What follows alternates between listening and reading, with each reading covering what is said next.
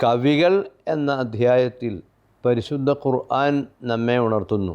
ഓ മനുഷ്യ, നിൻ്റെ കുടുംബത്തിന് നീ നോട്ടീസ് നൽകിക്കൊണ്ടിരിക്കണം. ഭാര്യയും മക്കളും മാതാവും പിതാവും ജ്യേഷ്ഠനും അനുജനും അവരെല്ലാം ഉൾക്കൊള്ളുന്ന ഒരു സമസ്യയാണ് കുടുംബം. ആ കുടുംബത്തിൻ്റെ കാര്യം ശ്രദ്ധിക്കുകയും അവരുടെ പ്രവർത്തനങ്ങളിലും നിലപാടുകളിലും സൗമ്യമായി ഇടപെടുകയും ചെയ്യണം എന്നതാണ് ഖുർആൻ നമ്മോട് പറയുന്നത്. അവരുടെ നീക്കങ്ങൾ എപ്പോഴാണ് വഴി തെറ്റുന്നത് എന്ന് നാം നിരീക്ഷിച്ചു കൊണ്ടിരിക്കണം. അത് നമ്മെ കൂടി ബാധിക്കും എന്നർത്ഥം. ഏത് വഴിയിലൂടെ പോയാലും അതിൻ്റെ ഗുണവും നഷ്ടവും അവർക്ക് തന്നെയാണെങ്കിലും നമ്മെ കൂടി അത് ബാധിക്കും. അതുകൊണ്ടാണ് വിശുദ്ധ ഖുർആൻ സൂറത്തു ശുഅറായിൽ 214 വാക്യത്തിൽ പറഞ്ഞു, മനുഷ്യ, നിൻ്റെ കുടുംബത്തെ നീ ഇടയ്ക്കിടെ ഉണർത്തിക്കൊണ്ടിരിക്കണം. നീ സത്യത്തിൻ്റെയും ന്യായത്തിൻ്റെയും കൂടെ നിൽക്കുമ്പോൾ അവരും അങ്ങനെ ആകണം എന്നൊരു ചിന്ത നിനക്ക് വേണം. കുടുംബ യോഗങ്ങളും കുടുംബ സമ്മേളനങ്ങളും അയൽക്കൂട്ടം പരിപാടികളുമെല്ലാം വളരെ സജീവമായി നടക്കുന്ന ഒരു സമൂഹത്തിൽ ഖുർആൻ വളരെ കൊല്ലങ്ങൾക്ക് മുൻപ് തന്നെ ഉണർത്തി. കുടുംബം എന്ന ആശയം വളരെ മുഖ്യമായി കാണണം. അവരെ ഇടയ്ക്കിടെ വിളിച്ച് ഉണർത്തണം.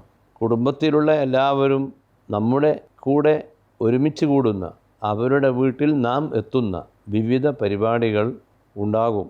കല്യാണങ്ങൾ, സൽക്കാരങ്ങൾ, മരണപ്പെട്ട വീട്ടിലുള്ള പ്രാർത്ഥനകൾ, മറ്റ് ആചാരങ്ങൾ, ആചരണങ്ങൾ, അത്തരം സന്ദർഭങ്ങളിലെല്ലാം ഈ ഇടപെടലുകൾ നടത്താൻ നമുക്ക് സാധിക്കണം. ഖുർആനിലെ ഈ ഒരു അധ്യാപനം മനുഷ്യൻ ചെവിക്കൊള്ളുകയാണെങ്കിൽ എല്ലാ കുടുംബങ്ങളും നല്ല കുടുംബങ്ങളായി തീരും. പ്രത്യേകിച്ച് റബീഉൽ അവ്വൽ വരുമ്പോൾ ഏതാണ്ട് എല്ലാ വീടുകളിലും തിരുനബി സല്ലല്ലാഹു അലൈഹി വസല്ലമയെ പറ്റിയുള്ള പഠനങ്ങളും പാഠങ്ങളും പരിചയപ്പെടുത്തലുകളും പ്രകീർത്തനങ്ങളും എല്ലാം ഉണ്ടാകും.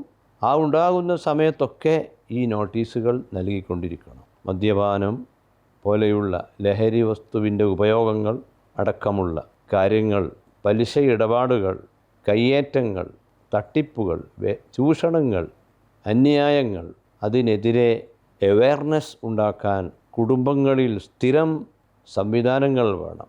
അവരുടെ അടുക്കൽ ചെന്ന് ന്യായവും സത്യവും പറയാൻ കഴിയണമെങ്കിൽ ന്യായം പാലിക്കുന്ന നല്ല ഒരു കുടുംബത്തലവൻ ഉണ്ടാകണം.